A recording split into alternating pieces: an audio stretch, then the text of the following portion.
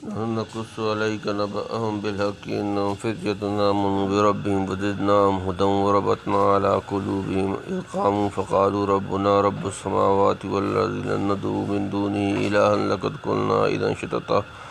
هؤلاء قوم اتخذوا من دونه آلهة لولا يأتون عليهم بسلطان بين فمن أظلم من افترى على الله كذبا وإذ اعتزلتموهم وما يعبدون إلا الله فأووا إلى الكهف ينشر لكم ربكم من رحمته ويهيئ لكم من أمركم مرفقا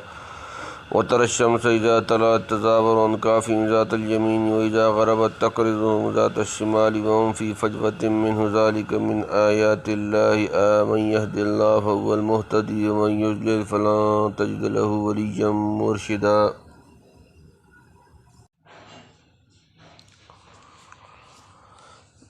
نحن نقص عليك نبأهم بالحق إنهم فتية آمنوا بربهم وزدناهم هدى. نحن ہم نقص بیان کرتے ہیں علیک تجھ سے نبأهم ان کا حال بالحق ٹھیک ٹھیک انہم بے شک وہ فتیۃ چند نوجوان آمنوا وہ ایمان لائے بربہم اپنے رب پر وزدناهم ہدى اور ہم نے اور زیادہ دی انہیں ہدایت. ہم سنا دیں تجھ کو ان کا حال تحقیقی وہ کئی جوان ہیں کہ یقین لائے اپنے رب پر اور زیادہ دی ہم نے ان کو سوجھ یعنی ایمان سے زیادہ درجہ دیا اولیاء کا. ضربتنا على قلوبهم إذ قاموا فقالوا ربنا رب السماوات والأرض لن ندعو من دونه إلها لقد قلنا إذا شططا وربطنا اور ہم نے گرہ لگا دی علی پر قلوب ان کے دل اذ جب قاموا وہ کھڑے ہوئے فقالوا تو انہوں نے کہا ربنا ہمارا رب رب پروردگار السماوات آسمانوں والارض و زمین لن ندعو ہم ہرگز نہ پکاریں گے من دونی اس کے سوائے الہن کوئی معبود لقد قلنا اور البتہ ہم نے کہی اذن اس وقت شططا بھیجا بات اور گرا دی ان کے دل پر جب کھڑے ہوئے پھر بولے ہمارا رب ہے رب آسمان اور زمین کا نہ پکاریں گے ہم اس کے سوا کسی کو معبود نہیں. تو کہی ہم نے بات عقل سے دور یعنی مضبوط و ثابت قدم رکھا کہ اپنی بات صاف کہہ دی یعنی جب رب وہی ہے تو معبود کسی اور کو ٹھہرانا حماقت ہے. ربوبیت و الوہیت دونوں اسی کے لیے مخصوص ہیں.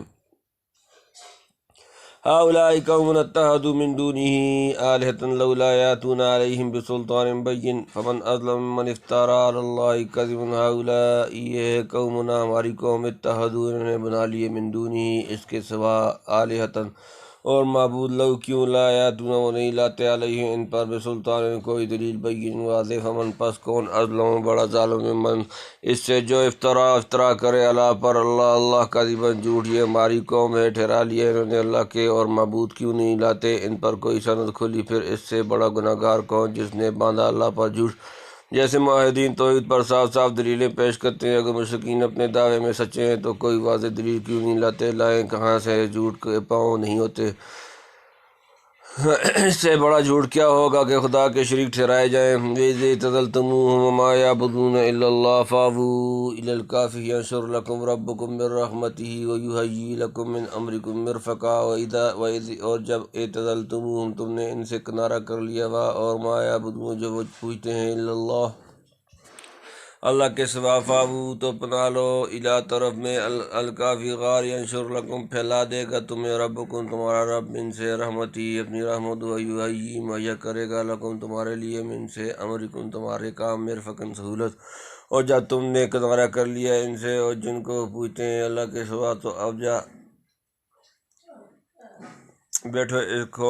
میں پھیلا دے تم پر تمہارا کچھ اپنی رحمت سے اور بنا دے وے تمہارے واسطے تمہارا کام میں آرام. یعنی جب مشرکین کے دین سے ہم علیحدہ ہوئیں تو ظاہری طور پر بھی ان سے علیحدہ رہنا چاہیے اور جب ان کے باطل معبودوں سے کنارہ کیے تو ہر طرف سے ٹوٹ کر تنہا اپنے معبود کی طرف